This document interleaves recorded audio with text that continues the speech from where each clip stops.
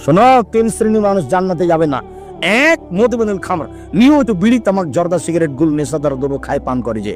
2, আর রাজারাত মিনান নিসায়ে, পুরুষের বেশধারী নারী, যারা পুরুষের জুতা স্যান্ডেল পরে, যারা পুরুষের শার্ট প্যান্ট পরে, যারা পুরুষের পোশাক পরে, তারা জান্নাতে যাবে না। 3, দায়ুস, তোমার বাপ। দায়ুস কে? তোমার বাপ। কিভাবে? আল্লাযী ইকুরু ফি আহলিল খাবাসা, যে তার বাড়িতে বেহায়ার সুযোগ দিয়েছে, সে হলো দায়ুস। তোমার বোন ক্লাস 10-এ পড়ে, মাথায় কাপড় দিয়ে স্কুলে যায় না, তো দায়ুস আমি না তোমার বাপ? এত স্পষ্ট কথা কি বোঝা যায় না? খুব ভালো বোঝা যায়। তাহাজ্জুদ পড়ে লাভ হবে না।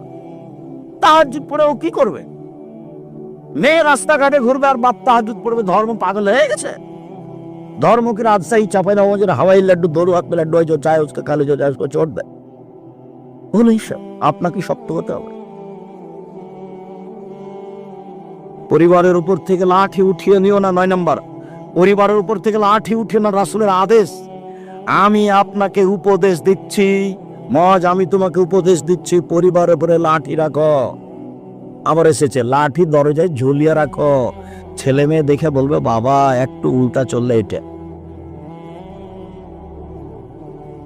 5টা হাদিস আছে, সবটাই লাঠি, সবটাই লাঠি উল্লেখ করা আছে।